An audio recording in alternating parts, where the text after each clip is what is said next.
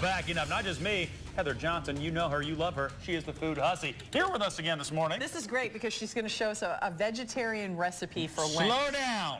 Yeah. Hussy, you know how I feel about meatless options. I know. When it comes to he meals. He was not happy when he heard about this. Let me just tell you. They asked me to come out and make something for Lent, but they said don't make fish because it smells up the whole building. Right. Okay. And there are people who get upset about that. Yeah. So I but decided. it smells great in here right now. Yeah. Well, what I made was a vegetarian BLT. That doesn't even make sense to me. I know. No bacon? No bacon. You took my... Okay. You took bacon out of something. But you know how I feel about that. But I added maple syrup. Okay, good, explain. okay. Break it down for me. Okay, so what I did was, everybody knows portobello mushrooms are a great way to kind of substitute meat and things. They give it kind of that meaty texture. And so what I did was I marinated the portobello mushrooms. I've got a couple left here marinating. I just mixed maple syrup and liquid smoke. Oh, okay. So when you do that, it sort of smells like bacon. Does it taste like bacon? I don't know. You can eat it straight out of there? Here, Bob. Oh. No, I want you to. Should I do that? Yeah. Let's see if I can try me. Yeah. Try it. Try it. You'll like it. All right. Fine. Yeah. Okay. That's not bacon, though, is it? It's not bacon. It's bacon. That's all But right. here's the deal. When you're making a BLT, it's a lot of times like I just, I'm trying to, get a little more svelte here.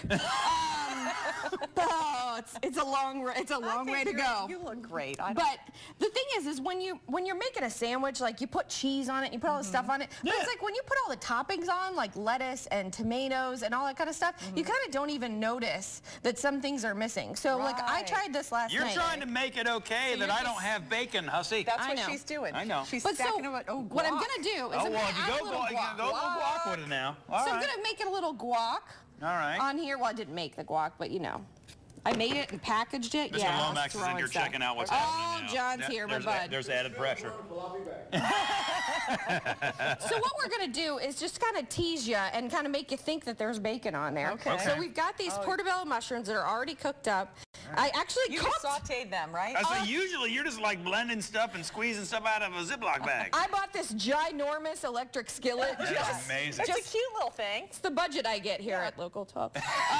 No, just kidding. I do this out of my heart. What budget? There's no budget. So what? And I went fancy. I got some heirloom tomatoes. I had to ask you about those. I thought maybe They're something green was and wrong red. with them. They're kind of pretty. No, they are pretty. So then you just put the lettuce, mushrooms, tomato, and some guac on there. That looks really good. And again, the mushroom went in maple syrup and liquid heat.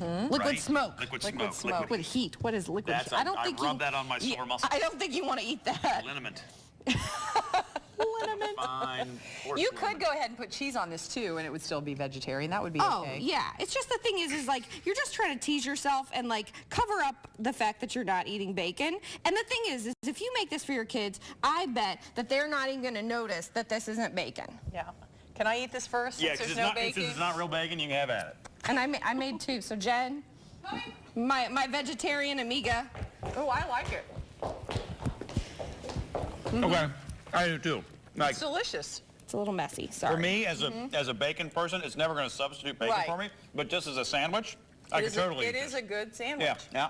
And you know what would be good on there? Some pepper jack cheese. Ooh. Okay, take that one. Everything's This is a little better less with a little messy. pepper jack cheese. Everything on here is my daily staple. Jen should be the one who really.